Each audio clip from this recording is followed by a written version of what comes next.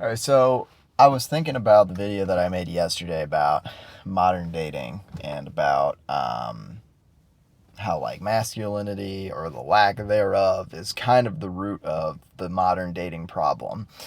And so it got me kind of thinking about the nice guy phenomenon, right? I mean, we've all heard the phrase "nice guys always finish last," right? I mean, it's in songs, if I'm not mistaken. So, like, there's this idea that women only go for the bad boys, right? And I kind of want to explain what my like through this view that I have, it kind of explains why bad boys are so popular. And it really just has to do again with like, okay, there's a shortage of masculinity right now, right? And so what happens is you've got these guys, these bad boys who exhibit like the superficial traits of masculinity, like assertiveness, confidence. Usually it's overconfidence. There's a certain cockiness, but confidence is kind of a masculine trait, having a certain swagger and dressing well, dressing a little bit, maybe outside of the grain a little bit. You're not wearing like regular clothes, quote unquote. You're wearing something a little bit more bad boyish. I don't know, like the leather jacket and whatnot, maybe a little more niche, something like that. Um, like these are like this is confidence, right? At least to a certain extent. Again, a lot of it is overconfidence, but women will see that and they'll be attracted to those traits, right? So it's not the fact that the guy's a jerk, right? But again, it's like assertiveness, that's a masculine trait. It's a dominant trait that women find attractive. And so it's not the fact that women are attracted to evil people. Like, it's not that they're attracted to jerks. It's that a lot of jerks have certain qualities that are considered to be masculine, and women are attracted to masculine traits, right? Because the thing is, if you are a truly masculine man, like you're respectful, you're confident in that cool, collected, like quiet way, like that stoic way, where you're just confident in yourself, you're not bringing anybody down, you dress well, you're comfortable in your own skin, you're assertive but you're not aggressive, you only, you're not constantly running your mouth or anything like that. Like, the fact is, you are going to attract women more than the bad boys, right? But the key is kind of, you have to beat these guys at their own game, right? You're not going to be able to out attract a bad boy when you're not exhibiting masculine traits like they are, right? And the key is basically you exhibit masculine traits more than they do. That's kind of the key. Because again, like a bad boy, like being a jerk is not masculine, right? Being like, because I'm a firm believer. I don't think there's such a thing as toxic masculinity. Masculinity is a virtue set. Where it comes into toxic territory is when you have people like this who are jerks. They exhibit certain masculine traits and they kind of use that for evil almost, right? Because obviously there's two sides to every coin. Assertiveness is a virtue, in my opinion. I think assertiveness is a good thing because assertiveness is just stating your needs, right? It's just confidently putting forward, this is my opinion, this is what I have to say, this is my need in this situation. And the flip side of that is aggressiveness, where you're just like, I don't care what you want, this is all about me, right? And so a lot of these bad boy types exhibit a lot of like the negative sides of the masculine traits and the masculine like virtue set. And so that's kind of where it starts to get into like toxic masculinity. But when you exhibit the true virtue set of masculinity, you're going to beat these guys 100% of the time. Because the fact is, like, most women, I mean, I'm sure there's some weird, there's weird people with weird kinks all the time, but most of the time, women are not attracted to people because they're jerks. They're not attracted to guys because they suck. They're attracted to certain traits, right? And so, it's like you have to do some introspection though, right? Like you can't just bemoan your situation and be like, "Oh, but I'm a nice guy." Like, okay. Are you dominant at all? Are you assertive? Do you speak confidently? Do you feel confident about yourself, right? And I'm not saying this is like, I'm not trying to bring anybody down here. I just, you have to think about that, right? Like, it's this, because I think that's another thing that's very prevalent in society right now is just almost this victim mindset where it's like, oh, women don't want to be with me. Okay, why? Right? Is it because all women are trash? No. I mean, because a lot of the time, like, there's this weird dichotomy where guys will be like, oh, all women are hoes. But it's like, okay, if all women were hoes, one of them would want to sleep with you, surely, right?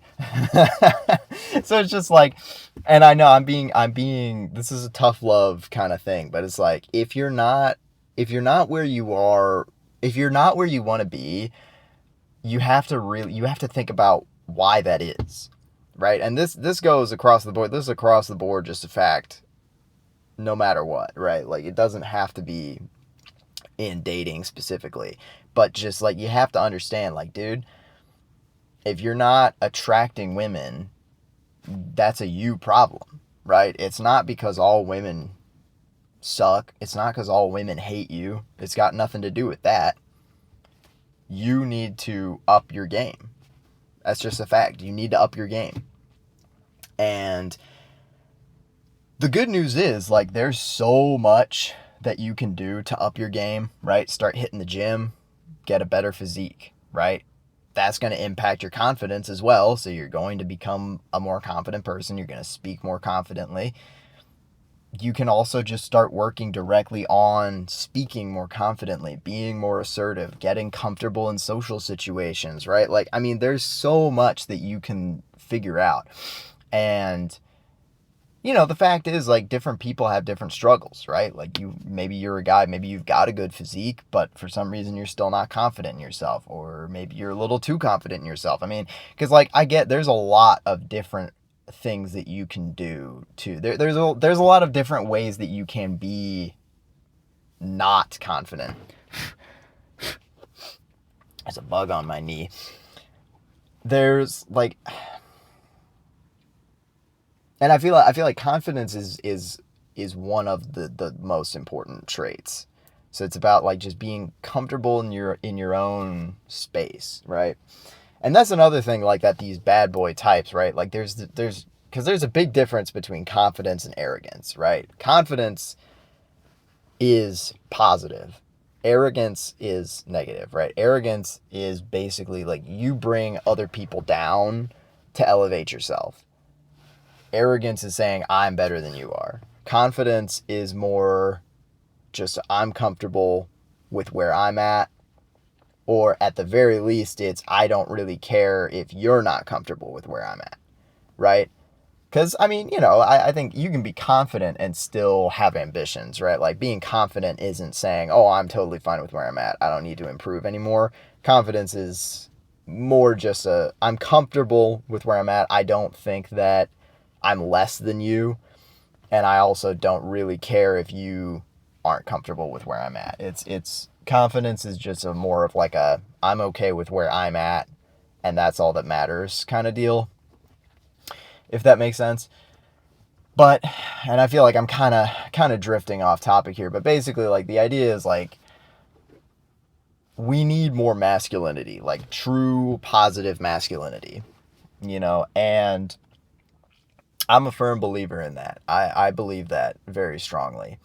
And hopefully this didn't, like, strike a nerve or anything. I mean, I probably was, I was a little bit, that was a little maybe harsh, but I do believe, like, it's time to snap out of the victim mindset. That's all I'm trying to say, is, like, it's not about, like, you're a product of your environment, but you're not a victim of your environment. Like, you have the power to change your situation, right? If your physique isn't where you want it to be, what do you have to do? You have to work out, right? You can't expect your physique to grow and become better by by whining and complaining about it, right? You can't expect your financial situation to get better by whining and complaining about it.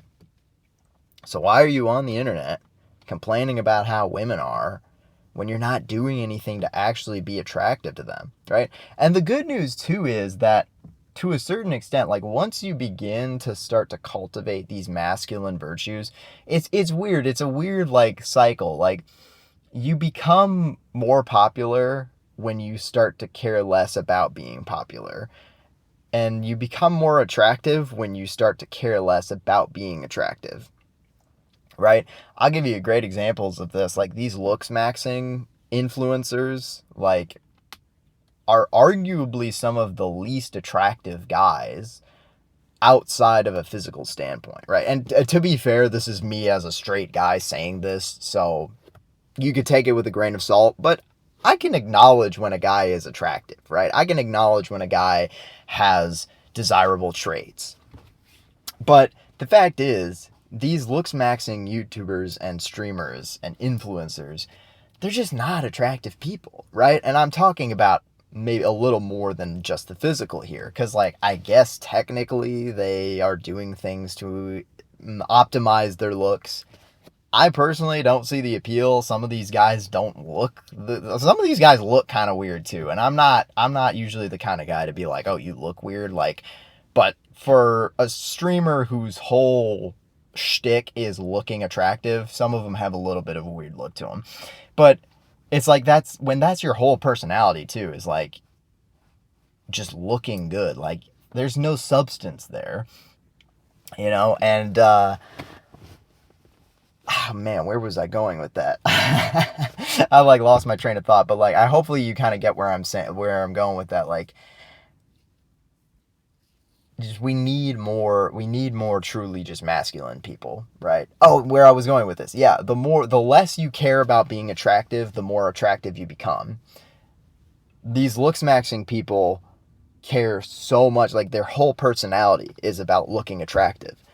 And so I feel like that kind of diminishes their overall attraction, right? And so it's a weird cycle. Like, so don't get me wrong, right? Like the reason you start is because you care about being attractive, for sure, right? The reason I started working out when I was like 12, the first time I started working out, it was to get girls. It was to look hotter for girls. That was it. That was the whole reason. But after a while, I started to genuinely just enjoy working out. And I'm like, oh, okay, this actually is kind of fun. I like this. This is cool. I like getting a pump and all this. And so it started to become something that I was doing for myself.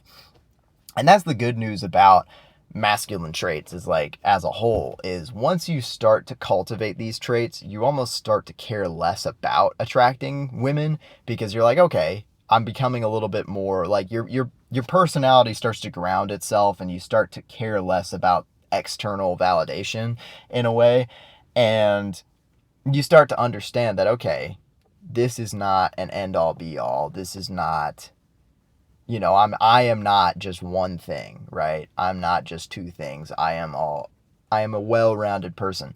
And that is what starts to become attractive too, right? Because women want a guy who's put together. Women want to share a life with somebody, but you have to have a life to share with them, right?